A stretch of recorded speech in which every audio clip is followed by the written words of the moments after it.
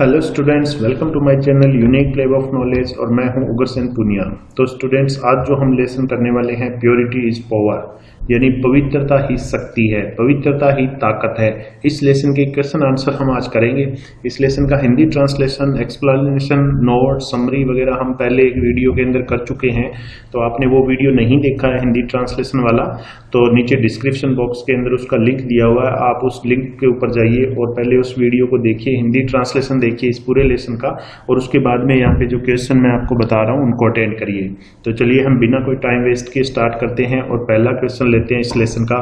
Purity is power, पवित्रता में ही शक्ति है। क्वेश्चन नंबर 1 आता है, in which areas do we need purity. हमें कौन से एरियाज के अंदर प्योरिटी की आवश्यकता होती है, यानी कौन कौन से वो क्षेत्र हैं, कौन कौन से वो एरियाज हैं जिनके अंदर हमें प्योरिटी यानी पवित्रता की आवश्यकता जरूरत होती है। तो इसका आंसर देखिए, वी नीड प्योर फूड, हमें प्योर फूड चाहिए, प्योर वाटर, शुद्ध पानी चाहिए, प्योर एयर, शुद्ध हवा चाहिए, प्योर सराउंडिंग चाहिए, हमारे आसपास का जो माहौल होता है सराउंडिंग वो हमें शुद्ध चाहिए, प्योर चाहिए, पवित्र चाहिए।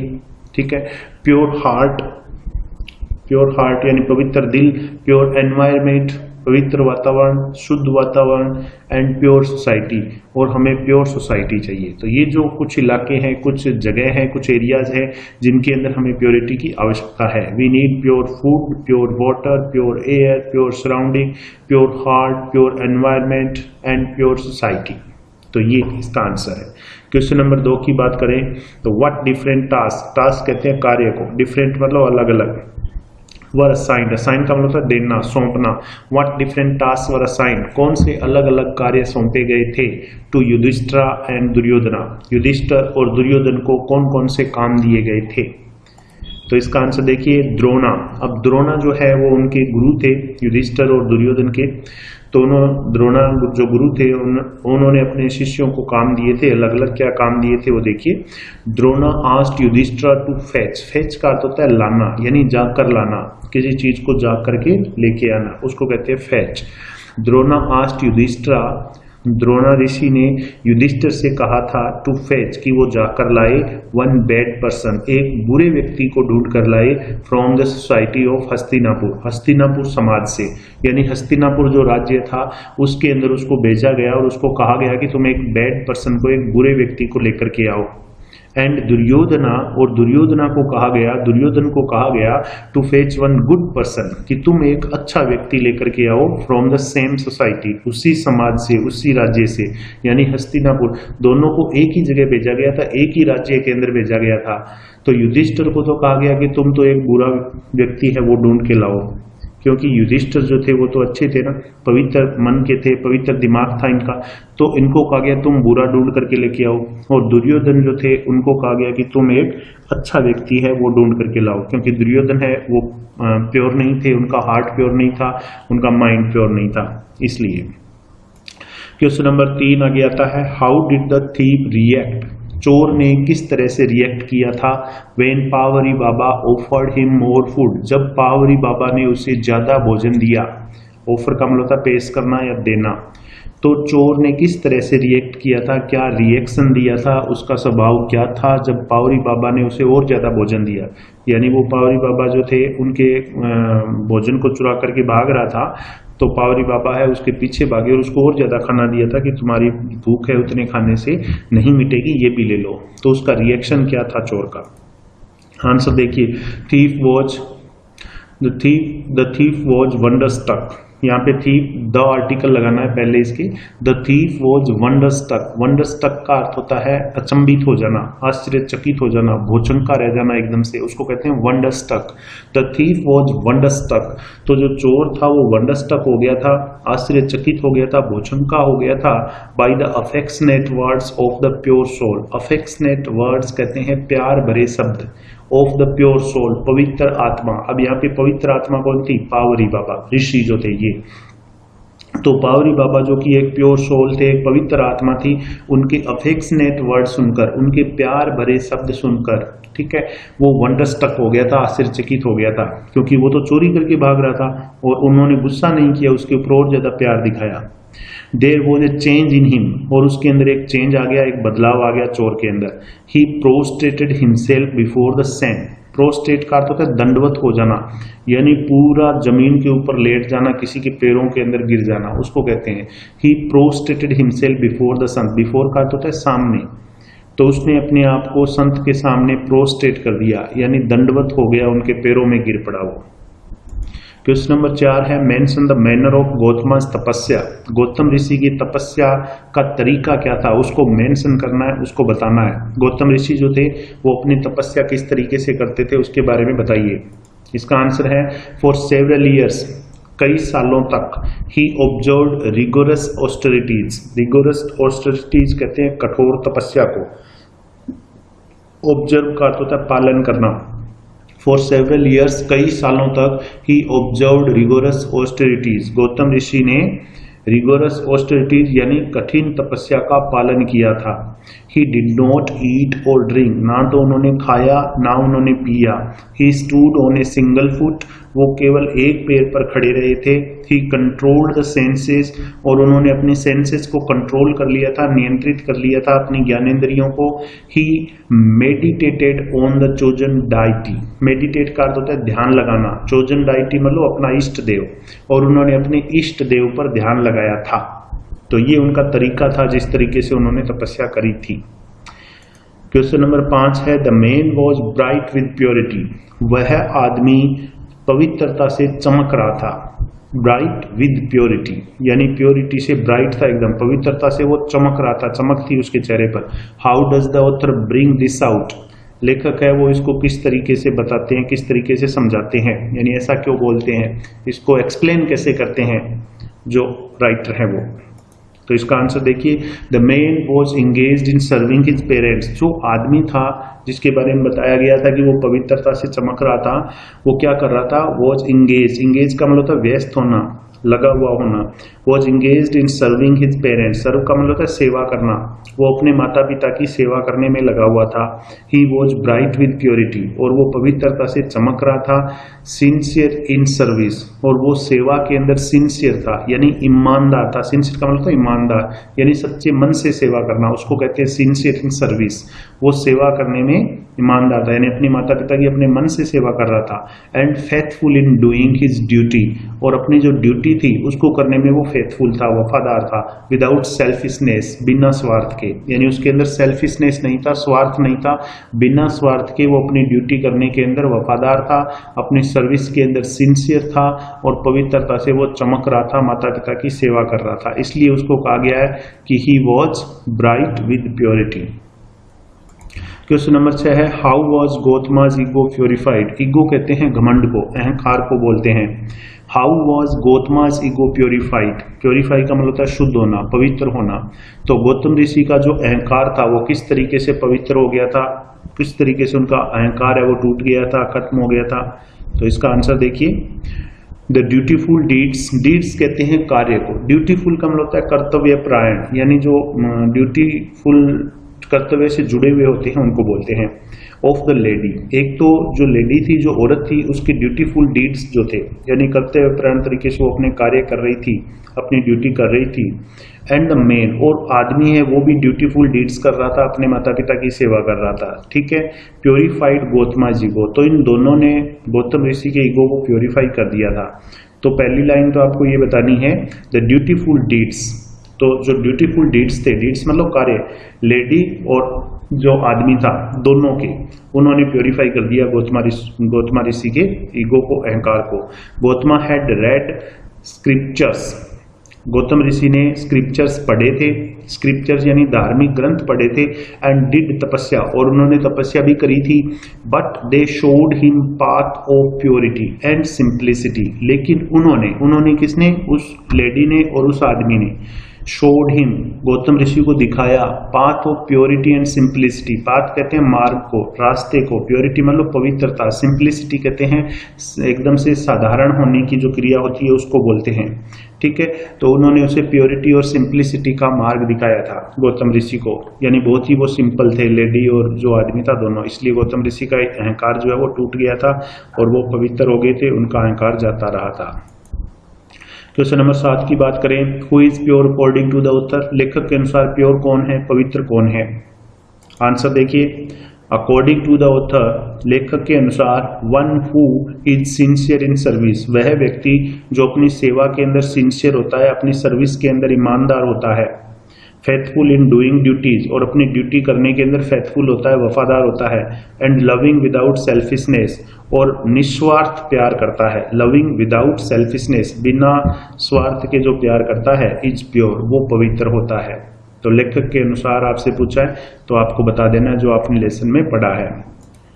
अगले क्वेश्चन की बात करते हैं, what is the importance of pure atmosphere. Pure atmosphere कहते हैं पवित्र वातावरण को। तो पवित्र वातावरण का क्या महत्व है, क्या इंपॉर्टेंस है, ये आपको आंसर बताना है इसका। तो इसका आंसर है द इनबोर्न इम्प्योरिटी, यानी पवित्र वातावरण का महत्व बताना है तो आप बताएंगे इनबोर्न इम्प्योरिटी, कि हमारे अंदर जो इनबोर्न इम्प्योरिटी होती है, यानी जन्म के समय हमारे अंदर जो अपवित्रता होती है, यानी बुरी अपवित्रता का मतलब यहाँ पे है बुरी आदतें, बुरे विचार, बुरा स्वभाव। और पवित्रता का मतलब यहाँ पे होता है अच्छी आदतें, अच्छा व्यवहार, अच्छी भाषा। तो यहाँ पे प्योरिटी और इम्प्योरिटी का अर्थ भी आपको अच्छे से पता होना चाहिए। द इनबोर्न इम्प्योरिटी, तो हमारे अंदर जो जन्मजात इम्प्योरिटी होती है ना, जो बुरी आदतें होती है, हमारा गलत स्वभाव होता है, गलत भाषा जो हम जन्म के टाइम हमारे अंदर होता है, कैन बी ट्रांसफर्ड, हम उसको ट्रांसफर कर सकते हैं, बदल सकते हैं इनटू प्योरिटी, पवित्रता के अंदर, यानी अच्छी आदतों के अंदर। इन गुड एटमॉस्फेयर, यदि हमें अच्छा वातावरण मिले तो एक तो अच्छे वातावरण का, प्योर एटमॉस्फेयर का ये फायदा है कि हमारी जो इम्प्योरिटी है हम उसको प्योरिटी में बदल सकते हैं। प्योर एटमॉस्फेयर और जो पवित्र वातावरण होता है makes one cultured and well behaved, एक आदमी को कल्चर्ड यानी सुसंस्कृतिक, यानी आप बोल सकते हो कि सभ्य, एंड वेल बिहेव्ड और अच्छी तरह से व्यवहार करने वाला, वेल बिहेव्ड जिसका व्यवहार बहुत अच्छा हो। तो प्योर एटमॉस्फेयर क्या करता है, मेक्स वन कल्चर्ड, एक व्यक्ति को सभ्य बनाता है और अच्छी तरह से व्यवहार करने वाला व्यक्ति उसे बनाता है। तो ये फायदा है प्योर एटमॉस्फेयर का। हमारे चारों तरफ जितना भी वातावरण है वो प्योर होगा, जैसे प्योर एयर हो, हवा शुद्ध हो, शुद्ध खाना खाएं, शुद्ध पानी पिएं, तो हमारा शरीर भी शुद्ध रहेगा और हमारा वातावरण, आसपास के लोग, जो हम माहौल हैं घर का, आस पड़ोस का, वो अगर एक सभ्य समाज में हम रहें तो उसका असर हमारे पर पड़ेगा और हम भी वैसे ही हो जाएंगे सभ्य और अच्छे व्यवहार वाले। क्वेश्चन नंबर 9 की बात करें तो ये क्वेश्चन आता है व्हाट आर द 4 एरियाज, वो 4 क्षेत्र कौन कौन से हैं वेयर वी नीड प्योरिटी, जहां पर हमें प्योरिटी की जरूरत होती है, आवश्यकता होती है। तो 4 वो एरियाज कौन से हैं वो बताने हैं। आंसर देखिए, for physical health we need pure food, water and air. तो हमें फिजिकल हेल्थ के लिए क्या चाहिए, शारीरिक स्वास्थ्य के लिए क्या चाहिए, प्योर फूड चाहिए, वाटर चाहिए, एयर चाहिए, यानी ये तीनों चीजें जो है वो प्योर होनी चाहिए, पवित्र होनी चाहिए, शुद्ध होनी चाहिए, फूड, वाटर, एयर। ठीक है। फॉर मेंटल हेल्थ और मानसिक स्वास्थ्य के लिए वी नीड, हमें चाहिए प्योर सराउंडिंग, यानी सराउंडिंग जो हमारे आसपास का जो माहौल होता है ना वो पवित्र होना चाहिए। हमारे आसपास के जो लोग होते हैं ना वो अच्छे विचारों वाले, अच्छे स्वभाव वाले होने चाहिए, तो हम मेंटली हेल्दी रहेंगे। ठीक है। Pure heart and pure love make our soul pure, pure heart पवित्र दिल जो होता है, एंड प्योर लव और पवित्र प्यार जो होता है, मेक अवर सोल प्योर वो हमारी आत्मा को पवित्र बना देता है। प्योर सोसाइटी और जो पवित्र समाज होता है is required for good culture, वो अच्छी संस्कृति के लिए आवश्यक होता है। रिक्वायर का मतलब होता है जरूरत होना, आवश्यक होना। Pure society is required for good culture, तो पवित्र समाज है वो गुड कल्चर के लिए आवश्यक होता है, जरूरत उसकी पड़ती है। यदि गुड कल्चर हमें बनाना है तो समाज को प्योर बनाना पड़ेगा। उसके बाद में बात करते हैं अगले क्वेश्चन की, who ran after the thief and why, चोर के पीछे कौन दौड़ा था और क्यों दौड़ा था। तो इसका आंसर देखिए, Pavri Baba the sant ran after the thief. तो पहले क्वेश्चन का आंसर तो आपको मिल ही गया, वो कौन दौड़ा, Pavhari Baba the sant ran after the thief, ये चोर के पीछे दौड़े थे। To give him rest of the food, और क्यों दौड़े थे, टू गिव हिम उसे देने के लिए, रेस्ट ऑफ द फूड बचा हुआ भोजन, रेस्ट मतलब शेष, रेस्ट ऑफ द फूड शेष बचा हुआ जो भोजन था वो देने के लिए दौड़े थे। He had sympathy and kindness, अब ही यहाँ पे आया है पावरी बाबा के लिए, ठीक है। ही हैड सिंपेथी, सिंपेथी कहते हैं सहानुभूति को, काइंडनेस कहते हैं दयालुता को। तो पावरी बाबा के अंदर दयालुता थी और सिंपेथी थी, सहानुभूति थी फॉर द थीफ, उस चोर के लिए। अगला क्वेश्चन लेते हैं 11वां, how does purity help a man, पवित्रता एक आदमी की कैसे मदद करती है। आंसर देखिए, purity keeps us physically and mentally healthy, पवित्रता जो है वो सबसे पहला काम क्या करती है, हमें फिजिकली यानी शारीरिक रूप से एंड मेंटली यानी मानसिक रूप से हेल्दी रखती है, स्वस्थ रखती है। It gives us happiness and peace, purity जो है वो हमें क्या देती है, हैप्पीनेस, खुशी देती है, एंड पीस, और हमें शांति देती है। Question number 12, how did the two parrots learn different habits, दो जो पैरेट्स थे, दो जो तोते थे जो एक ही माँ से पैदा हुए थे, लर्न डिफरेंट हैबिट्स, उन्होंने अलग अलग आदतें कैसे सीख ली थी, यानी वो भिन्न कैसे थे, एक बुरा था एक अच्छा था, क्या क्या ऐसा हुआ था जिसकी वजह से दोनों की आदतें अलग अलग थी। One of them was brought up, अब ब्रॉट अप जो यहाँ पे मैंने लिखा हुआ है ये थर्ड फॉर्म है ब्रिंग अप की, ब्रिंग अप का अर्थ होता है पालन पोषण करना, और ये जो सेंटेंस है ये पैसिव वॉइस में बनाया गया है। देखिए यहाँ पे इससे पहले हेल्पिंग वर्ब वॉज लिखा हुआ है और वॉज के बाद में थर्ड फॉर्म आती है तो वो पैसिव वॉइस होता है। वन ऑफ देम, उनमें से एक, वॉज ब्रॉट अप, उसका पालन पोषण किया गया था, बाई हंटर, एक शिकारी के द्वारा, and learn his harsh and अगली वर्ड्स, और उस तोते ने उसके यानी उस शिकारी के हार्श यानी कठोर, अगली यानी भद्दे वर्ड शब्द, कठोर और भद्दे शब्द जो शिकारी बोलता था वो सीख लिए थे, क्योंकि उसका पालन पोषण किसने किया था, शिकारी ने किया था। The other was brought up, और दूसरा है उसका पालन पोषण किया गया था, बाई ए स्कॉलर, एक विद्वान व्यक्ति के द्वारा, एंड लर्न, और उसने सीख लिया था, his soft and kind word, उसके बहुत ही सॉफ्ट यानी बहुत ही प्यार भरे और बहुत ही काइंड यानी दयालुता से भरे हुए शब्द है वो सीख लिए थे दूसरे ने।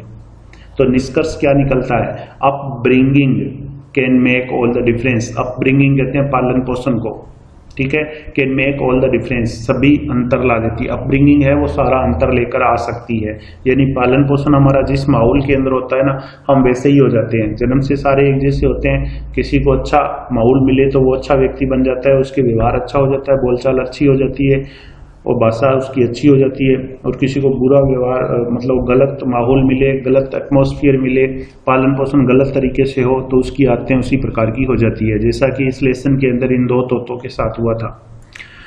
उसके बाद में क्वेश्चन नंबर 13 है, what is the test of genuine purity, सच्ची पवित्रता की परीक्षा क्या है, यानी जेन्युइन प्योरिटी है उसका टेस्ट जो है वो क्या है, किस में है उसका test. It truly pure man, एक सच्चे रूप से जो पवित्र आदमी होता है, can transform the other person, वो दूसरे व्यक्ति को बदल सकता है, ट्रांसफॉर्म कर सकता है, यानी उसको बुरे से अच्छा बना सकता है। ए विक्ट मैन बिकम्स गुड, एक विक्ट मैन, विक्ट कहते हैं दुष्ट को जो बुरा होता है, तो एक जो दुष्ट आदमी होता है, बुरा व्यक्ति जो होता है, बिकम्स गुड, वो अच्छा बन जाता है in the presence of purity, पवित्रता की उपस्थिति में। ए मर्डरर कैन बिकम ए वोटरी, और एक जो मर्डरर होता है, हत्यारा जो होता है, can become a votary of peace, votary कहते हैं भक्त को, वोटरी ऑफ पीस मतलब शांति का भक्त, शांति का दूत, तो एक हत्यारा है वो भी शांति का भक्त बन जाता है, शांति का पालन करने लगता है in the presence of purity, पवित्रता की उपस्थिति में। तो ये होती है सच्ची पवित्रता की ताकत, यानी सच्ची पवित्रता के अंदर बुरा व्यक्ति चाहे वो कितना ही बुरा है वो भी अच्छा बन जाता है। तो ये था लेसन स्टूडेंट्स जिसके क्वेश्चन आंसर मैंने आपको कराए थे। उम्मीद है आपको क्वेश्चन आंसर है उनका हिंदी ट्रांसलेशन समझ में आ गया होगा। तो मिलेंगे अगले वीडियो के अंदर, तब तक के लिए थैंक यू, धन्यवाद।